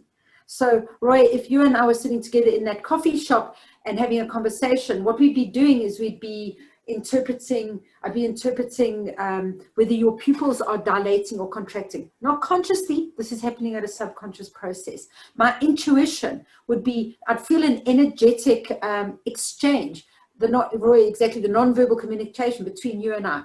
I'd be interpreting whether the lines in your eyes are matching with how your mouth is moving. Literally hundreds and thousands of pieces of data are being interpreted at any one time. Okay, now you and I here, we're sitting visually and we have got incredibly limited amount of data. So first of all, it's limited. Second of all, Roy, I'm having to pay pure attention to you. Can I tell you, you and I were in the coffee shop. What we do is we call the waiter, we'd say, why don't you bring us some coffee here? I'd lean back, I'd sit back in the chair and have a think like this. I maybe would see a person that had a nice, I don't know, lovely looking man walking past or whatever. There'd be so many things to relax my brain. When I'm sitting just talking to you like this, I'm having to be focused all the time. It is exhausting, but it's seductive as well, because we've created this and I'm seeing so many of my clients at the moment, the longer this goes on, the less glossy it kind of is, because it's seductive, because now I don't have to drive to work. I can sit in my office, I can have my kids around, but it's not real. There's no oxytocin. There's so many things that we're missing in this kind of engagement. And Liesel, here's my favorite one. Okay, I haven't got any research behind this, but it's just my own head that sorted up. Liesel, when have you sat in a meeting in your entire life, never mind for 5 or 6 or 8 hours a day, okay? When have you sat in a meeting and watched yourself all morning? Yeah. And I agree with you. It's ridiculous. Yeah. It's ridiculous the amount of time we spend seeing ourselves, and how distracting that is. It's distracting, but also what does it do? It feeds our egocentricity. It feeds our insecurities. Is my hair looking okay? What is my background? It is so unnatural. We do not sit with a mirror in our meetings like that. But what we're doing now on these virtual environments is that we are sitting and looking at ourselves constantly. That Zoom fatigue that people are talking about. People are exhausted and they've got no idea why. Another thing is boundaries. I won't even go into that. You know, before getting in your car and driving to the office, there's a boundary. There's a natural boundary. Now there's no boundaries. It's like all day, every day. And that's one of the things I'm coaching. In fact, I'm not even coaching anymore. I'm just counseling people's anxiety, paranoia, depression, etc. And because people don't actually realize that how consciously and how much effort it takes to actually put in boundaries and to say, I mean, I have a golden rule of life, and anybody who knows me, they've known this for me for the last 15, 20 years, 6 p.m. my computer goes off. That's it, done. I'm done with technology. So, but we don't have those natural boundaries. And it takes a lot of effort and it takes a lot of commitment to be able to put those boundaries in place. Lisa and I discussed whether we would just talk about how to leverage and John Paisley talking about how to create learning environments. We could do a whole talk on that, but we kind of like have aligned this. I just wanted to mention this very briefly to understand the limitations in your brain of what this virtual platform is having. Okay, good. Colleen, I see Nicola's raised her hand. Nicola? Yeah, hi. I'm not going to be able to stay the full rest of the half hour. I've got a call at 11, but I mean, this is fantastic. And I think there's many dimensions of this that warrant further discussion. One of the things I'm interested in is, apart from the new context of how we are working, and that then has created a new world of work for us, remote work, hybrid work, work in multiple locations, as well as how we show up and be conscious to that, is that how is it, how is this multi-frame existence, influencing our identity of ourselves. And you talked to some now, and that we think we constantly need to see ourselves on our screens, and therefore we're conscious to what we look like and all of that. But that's all about our ego. But more important, how is it influencing our behavior, and how we can be much more consciously aware of our behavior? Because yes, the addiction to technology is one thing, but it also talks to our presence. And is there an opportunity for us to actually be more present in who we are when we are literally in the spotlight in a Zoom call, like now? And I think it's important. I think it's an important point of discussion, because presence is something that is not necessarily the case in a face-to-face meeting. There's a lot of people that switch off in those team meetings when we're in the office. We might see their face there, but what's going on in their head is not present. So I think what you're talking about consciousness, but actually, guess what? It's also talking about self-discipline. It actually, to put boundaries in with ourselves or with other people, actually takes a lot of self-discipline. But now what we're creating is we're creating this world of instant gratification. Okay, whatever it is, whether it's shopping online, whether it's picking up the phone, there's this constant. It's not difficult to buy whatever it is that you want and what you need. And remember neuroplasticity, whichever part of your brain you're using grows stronger, thicker, and denser. If we're not training our brain for self-control, if we're not training ourselves for self-discipline, then we're not going to have it. And so many people are caught up in this whirlpool, because before there were natural stopping points. And I'm going to talk about that. Sorry, you can't stay on to the end, but I know we're recording this. So how do we create conscious stopping points that we also that force us to actually like perhaps switch off your video. And I know some of the platforms have the ability that you can watch everyone else's video, not your own. Some don't have that capacity. But be really, really conscious and disciplined. But I'll come into more of that. Grace, is the selfie pictures called there? What do you say, Roy, there? It's taking a narcissistic. Click. I love it. Okay, I'll remember that. And I think, but equally to what Nicola was just saying, is that it's not just the egocentricity of self-observation and how am I coming across, but it's also our unconscious bias to negativity. So we're very self-critical. We'll be hypercritical. And that's a lot of the depression, a lot of the anxiety, a lot of the, how am I coming across? How am I looking?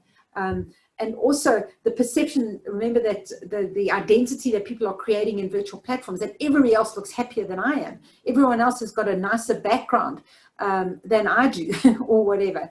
So yeah, lots of limitations, and we're going to talk about how do we consciously, you use the word presence, and I think that's where I'm going to go particularly.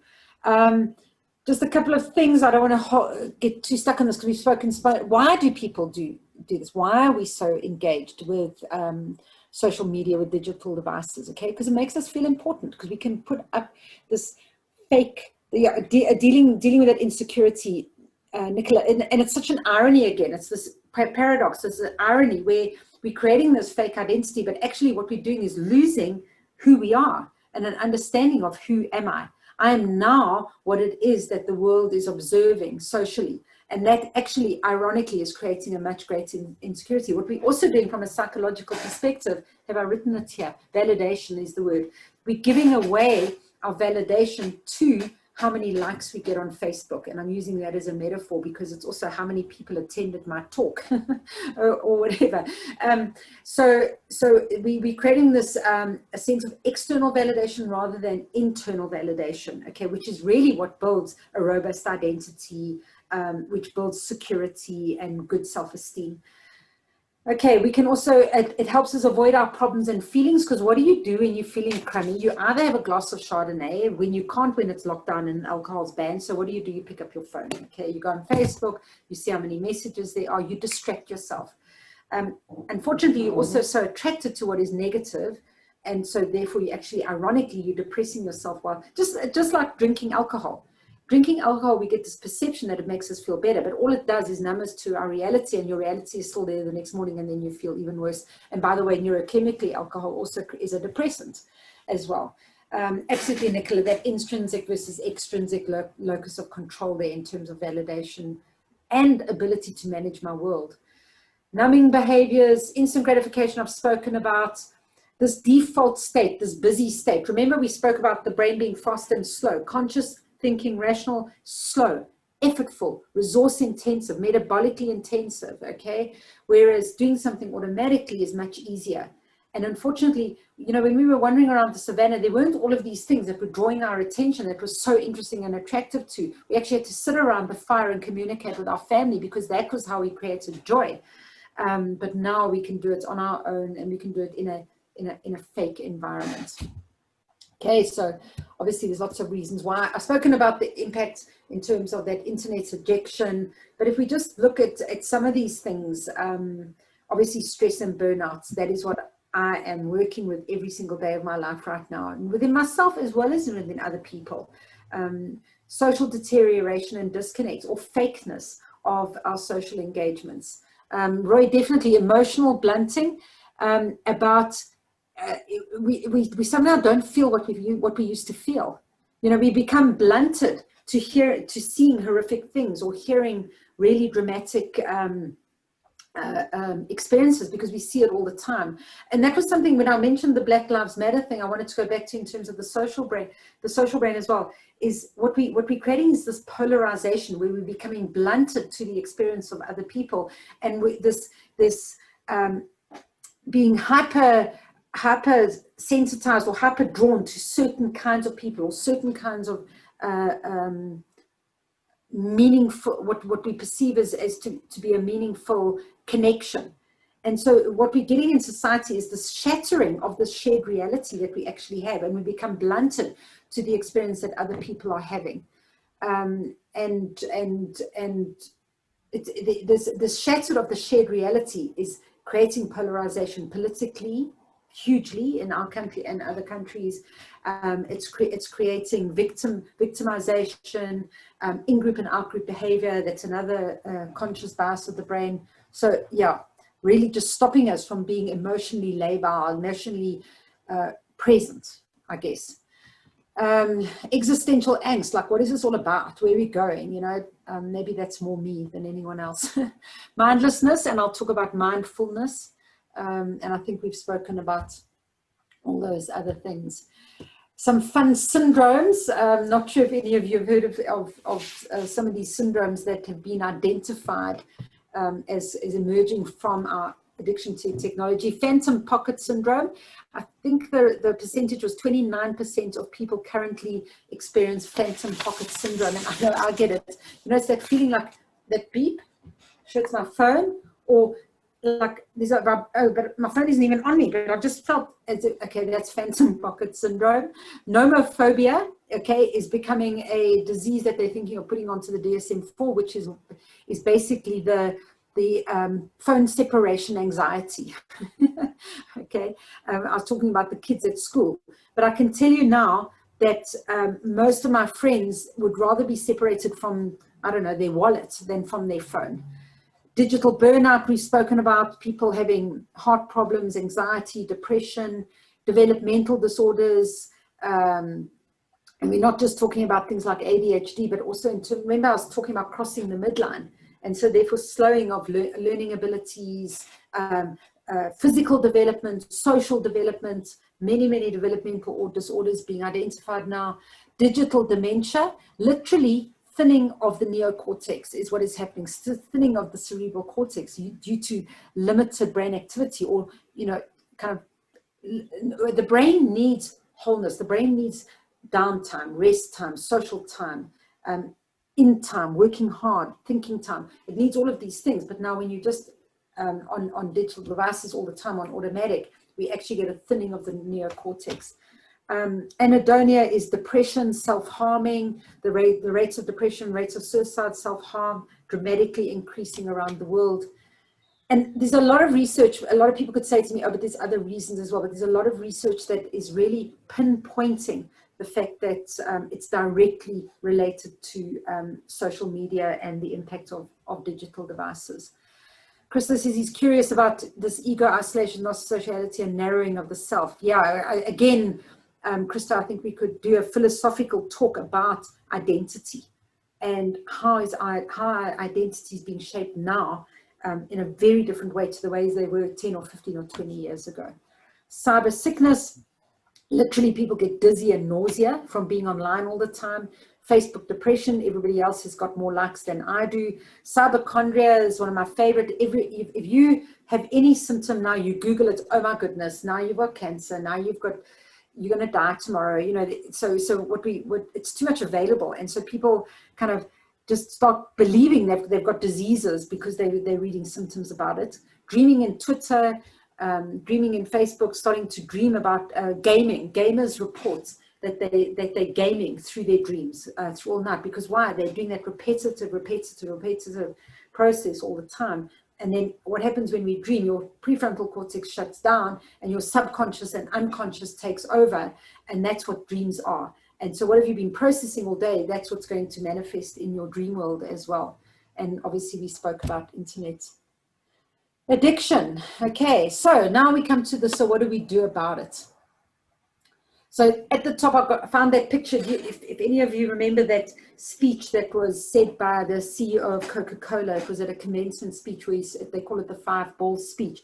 We spoke about our life being, that really what our life is about is that we're juggling these 5 balls at any one time. So we've got, and these balls are our work, our family, our health, our spiritual life, our social life, around this one out, family, health, spiritual, social, and work. Okay, so we're juggling these balls all the time. And what he says in this speech, that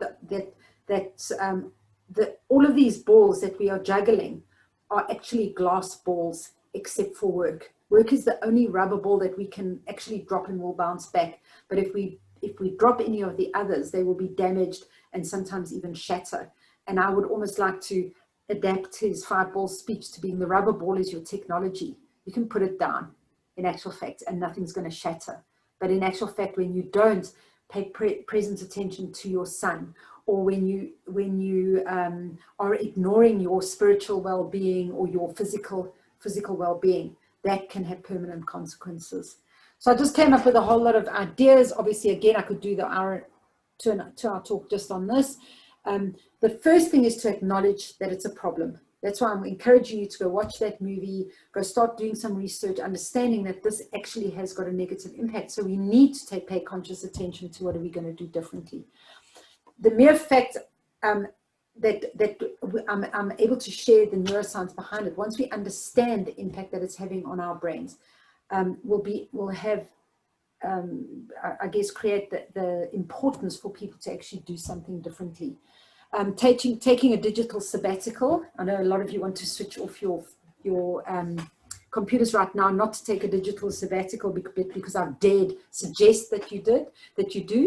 But even if it's a digital sabbatical in your families, that when we come home from work, or we have a stopping point at the end of the day, and for 2 hours nobody has their cell phones, go away for a weekend and leave your digital devices behind. You'll be amazed at the difference that it makes, but it takes a lot of courage.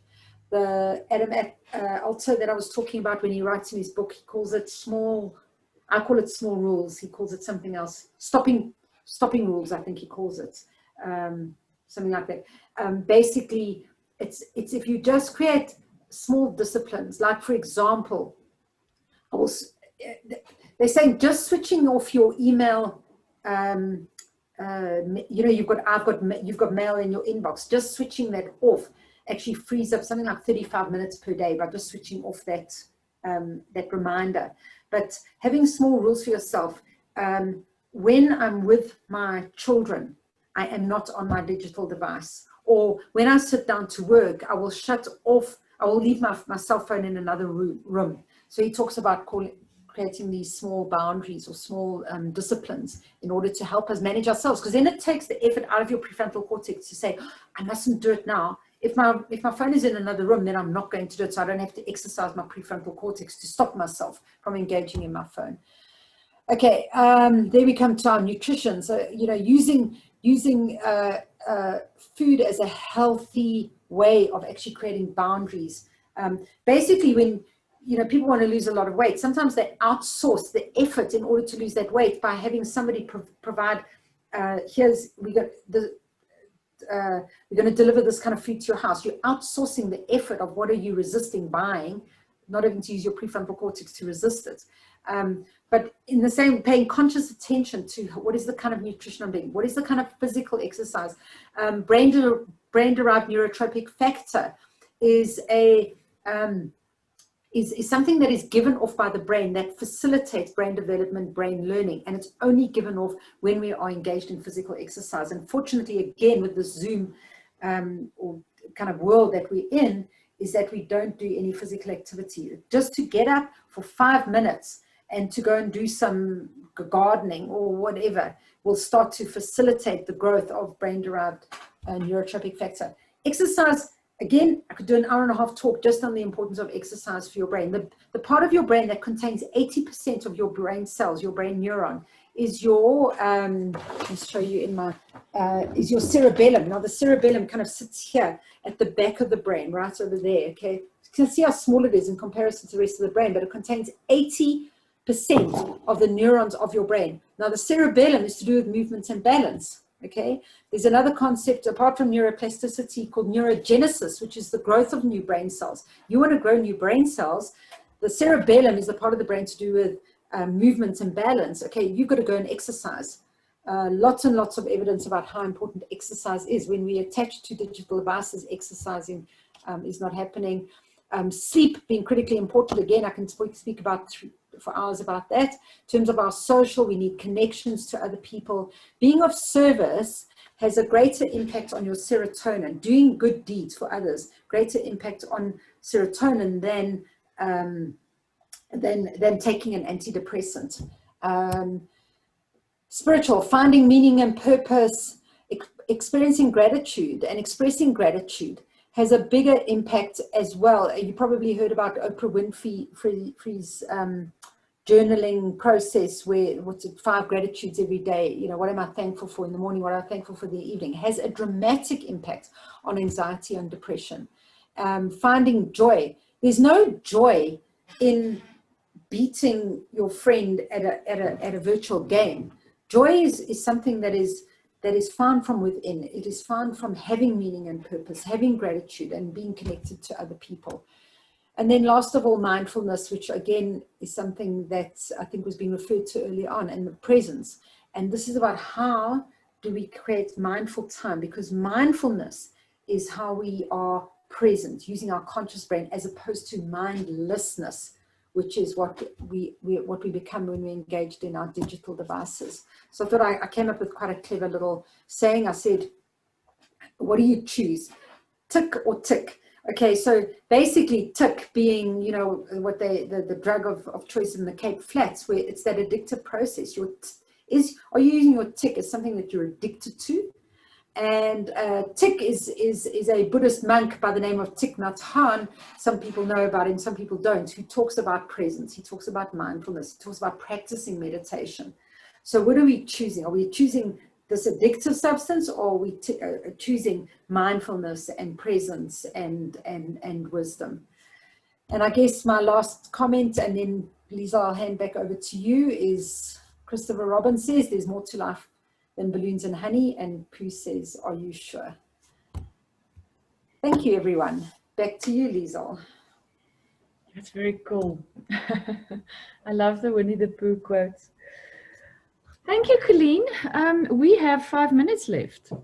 Does anybody have a burning question or remark or something they quickly want to discuss or say before we're done? Yes, John. I love what John's just said there as well. Tick or click. John, you've given me another word to put on my slideshow. I was very interested in what you've been saying, but it seems to me you've spoken a lot about addiction to technology and social media. Yeah. One of the things that we're doing in Swellendam is encouraging people to come and live in Swellendam to run their business online, as it were. And I was interested in what are the dangers of running your business online. You're sitting at home doing all of your business, not necessarily engaging in the social media, but how does one, I'm going to use this, help people who are engaged in that way, in solitude, in an office, but working around the world? What are the challenges there? And I guess, I mean, maybe I have sort of erred on the side of my mother, Grundy, digital cave woman part of me.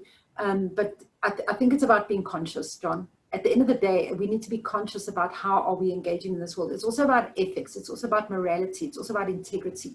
So the dollar trumps, again, the word Trump, but the dollar trumps integrity generally in what's happening in the tech world. So how do we overcome that? By creating wisdom, spiritual meaning, purpose, and mindfulness, really. And there's no simple answer to this. That has become clear to me. And it takes people like Tristan Harris, who's created a society that says we as technical engineers, as technical designers, need to take responsibility for what it is that we're putting out there into the world, because the exponential rate at which it's growing, it's almost gone past that point where we can actually contain it. But leverage it. Again, there's so many wonderful things about it if we use it consciously. Thank you. It's given me quite a number of ideas. Thank you. Thank you. Okay. Lots of nice comments, Colleen. Thank you so much.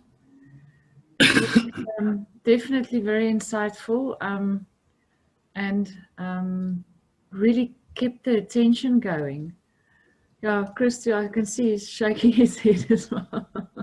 Nodding his head happily, Christo, not shaking. Yeah, I enjoyed it so much. So many things to think about. And we talk about the social and the individual and the brain and consciousness, and so there's so many avenues, so many things to explore. I was really struck by what you said about the oxytocin and the absence of its production in this environment, and also the loss of the intuitive sense of what's going on. It's like the loss of signal that happens. And what sort of again, Christo, I think to a certain extent, in terms of intuition, okay, intuition, and I can talk about intuition being something that is actually neurological as opposed to our great-grandmother appearing and giving us a message in our ear. But what we can do is we can, to a degree, train ourselves to be more intuitive in a virtual environment than we naturally are. Okay, so we used to working with our intuition in terms of picking up all those hundreds of pieces of social data that we're experiencing. And that presence that somebody was talking about earlier, if we're really present, then I can start to use what is it that Christo's really saying? What's happening underneath? And if I can be curious and present with it, then I can develop that sort of online intuitive presence. But it's never as good, as great as it is when we're in face-to-face. Because there's a certain extent to which that presence and consciousness, and I guess that for is the other direction of consciousness and the brain, or consciousness and the body, or consciousness and embodiment, is that there's also an aspect of consciousness that is not located in time and not in the body, or well, the body picks it up, but I mean, just the existence of things like telepathy says that, well, maybe we can tune into each other, but and then we can also start talking about the technology of the brain to machine interface, you know, which is where we're actually almost developing telepathy from a machine-like perspective. So I've avoided those kind of subjects because it's far beyond my ability to understand and know. But perhaps it's not about us being completely negative about it, but how do we leverage it, and how do we make this work for it? But But I think what you say is that we should be incredibly conscious of this and perhaps even deliberate, because Deliberate, there you go. how many, and I know this thing of sitting in a Zoom meeting and all the pictures are switched off and you're talking to this blank screen and you feel alone and you feel like there's nobody there. You're just talking and you're not even talking to yourself, because who is the self? And so there's an element of we need to be, there's a requirement for being more deliberate about certain of these things. Absolutely, conscious and deliberate. Good. Thank you. I'm having to go. I booked off until 11. So that's 100%. Thank you so much, Colleen, and we'll definitely chat about having another one if you're willing. Sure, anytime. It was great. Lots of subjects I like to talk about. Thank you. Thanks so much. Okay, thank you, everybody. It's been a great privilege. Thank you for hosting. Thank you. Bye.